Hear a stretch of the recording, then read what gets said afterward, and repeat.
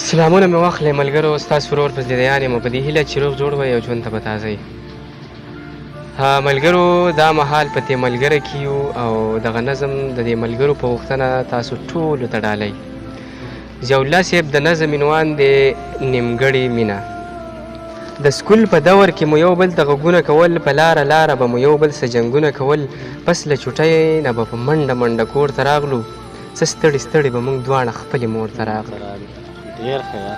پس له چوټۍ نه به په منډو منډو کور ته راغلو، څه ستړي ستړي به موږ دواړه خپلې مور ته راغلو، بیا به مو ټوله ورځ چاچو میرګاټونه کول، په مازدیګر کې به مو یو بل ته سوالونه کول، مور ته دې ووایه چې دلته به نن شپه وکمه، درته به ټوله شپه زه بیا د بو قیصه وکمه.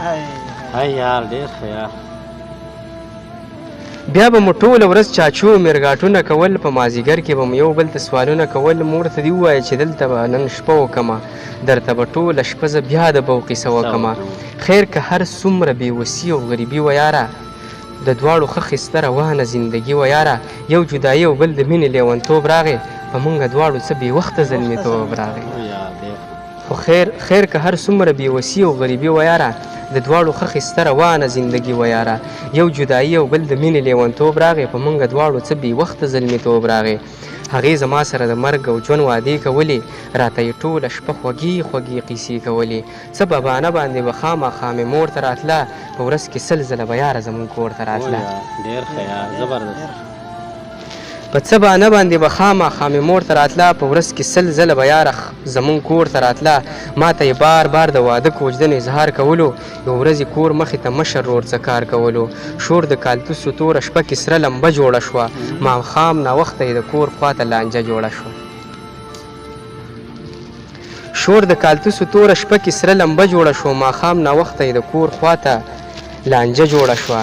دغه اواز راته کوڅه کې یو چا غلی وکړو، چې د هغې مشري ورور بېګا یو مړی وکړو، په دې بدل کې تې جیداد او نه پیسه غواړي، خو په سوره کې تې دیان اوس هغه غواړي. ډېر ښه یار، ډېر. دغه اواز راته کوڅه کې یو چا غلی وکړو، چې د هغې مشري ورور بېګا یو مړی وکړو، په دې بدل کې تې جیداد او نه پیسه غواړي، په دې بدل کې تې جیداد او نه پیسه غواړي، خو په سوره کې تې دیان اوس هغه غواړي. په اراده باندې د غټې یوې ګناه راغله، خپیا په لخپې او بې څادره په ژړا راغله، ویلي تختو چرته لري د کور کلي نه ځو، زندګي ګرانه د لاليه نور د کلي نه ځو. ډېر ښه یار، ډېر ښه. ویلي تختو چرته لري د کور کلي نه ځو، زندګي ګرانه د لاليه نور د کلي نه ځو، خو مې په زړه د مور ریښې ریښې څادرو یاره، د وړو خویندو ورونو غم زما په سرو یاره، د وړو خویندو ورونو غم زما په سرو یاره. ډېر ښه یار، ډېر ښه یار. حد دې کړلی یار. شونډه مې پاړ ونیو یاره. ما باندې مړانه داسې زیګ زیګ شو، دغه دی ځای کې چې ویل چې بای سیو که خپیا په لخپې و، سرتور سر راله، او قصه چې به کېږي چې یاره نور د دې کلي نه ځو، زندګي ګرانه د جانانه نور د کلي نه ځو، په دغه ځای کې زما راغلی حد دې کړلی په دې باندې. ښه ده که نه.